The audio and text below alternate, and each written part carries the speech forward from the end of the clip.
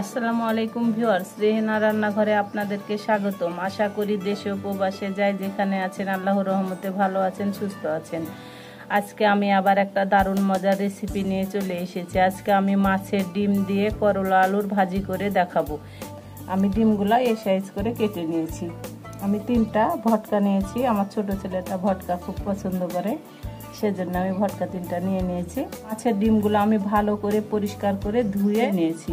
তাহলে চলুন কথা না বাড়িয়ে কিচেনে যাওয়া যাক। চুলায় আমি কড়াই বসিয়ে দিয়েছি, গ্যাসটা অন করে দিয়েছি। এবার আমি তেল দিয়ে দেবো, রেগুলার তেল, সয়াবিন তেল।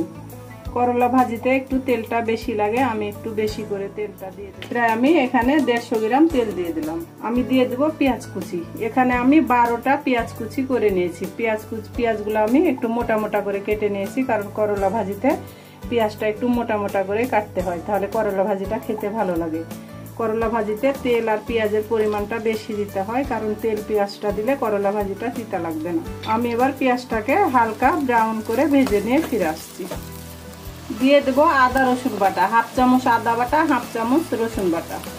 যেহেতু আমরা মাছের ডিম রান্না করব, সেজন্য আমাদেরকে আদা রসুনটা অবশ্যই দিতে হবে। আদা রসুনটা দেওয়ার পরে একটু আমি ভেজে নিব হালকা করে। দিয়ে দেবো স্বাদ অনুযায়ী লবণ, মরিচের গুঁড়া 1/2 চামচ, হলুদের গুঁড়া 1/2 চামচ, ধনিয়ার গুঁড়া 1/2 চামচ। আমাদেরকে প্রত্যেকটা মশলাই ব্যবহার করতে হবে, যেহেতু আমরা মাছের ডিম দিয়ে করলা ভাজি করব।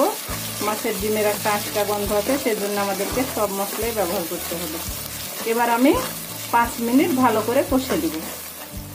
গুঁড়া মশলাগুলো দেওয়ার পরে ভালো করে 5 থেকে 7 মিনিট আপনাকে কষে নিতে হবে, তাহলে আপনি যে কোনো রেসিপি পাবেন এবং রেসিপিটা খেতে অসম্ভব মজা হবে। আমি প্রথমে 150 গ্রাম তেল দিয়েছিলাম, পরে আমি আবার 50 গ্রাম তেল দিই। করলা ভাজিতে তেল আর পেঁয়াজটা অবশ্যই বেশি করে দিতে হবে। আমি এবার দিয়ে দেবো মাছের ডিম। এখানে 300 গ্রাম মাছের ডিম আছে আর 3টা ভটকা আছে। আমি এবার মাছের ডিমগুলোকে ভালো করে আমি প্রায় 10 মিনিট রান্না করে নেব। 10 মিনিট পরে আমি ফিরে আসছি। এবার আমি ঢাকনাটা উঠিয়ে নেব। আমি ঢাকনা দিয়ে মাছের ডিমটা 10 মিনিট আমি রান্না করে নিয়েছি। আমি দিয়ে দেব আলু।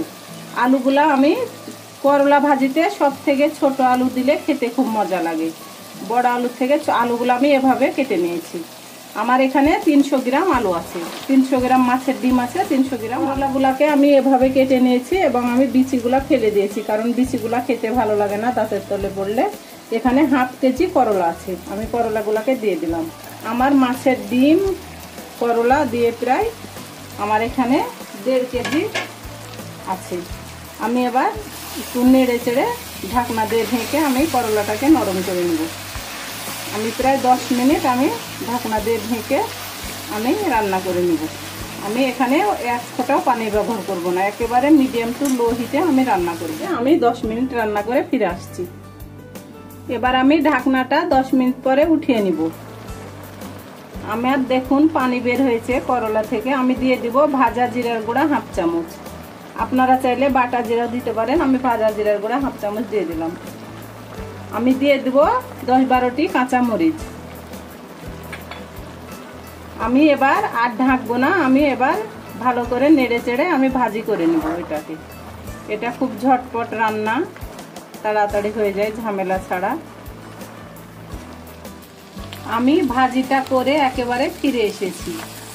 আমার ভাজিটা হয়ে গেছে। এবার আমি গ্যাসটা অফ করে আমি পরিবেশন করে নিব। আমি যেভাবে রান্না করলাম, আপনারা একবার হলো আমার মতো করে রান্না করে খেয়ে দেখুন। এটা অসম্ভব একটা মজার রেসিপি। আমি রুই মাছের ডিম দিয়ে করেছি, আলু করলা দিয়ে। আপনারা শুধু করলা, রুই মাছ এবং যে কোনো মাছের ডিম দিয়ে করতে পারবেন। একবার হলো বাসায় বানিয়ে খেয়ে দেখুন। এটা অসম্ভব একটা মজার রেসিপি। এটা যদি থাকে তাহলে গরম ভাতের সঙ্গে আর কোনো কিছুই লাগবে না।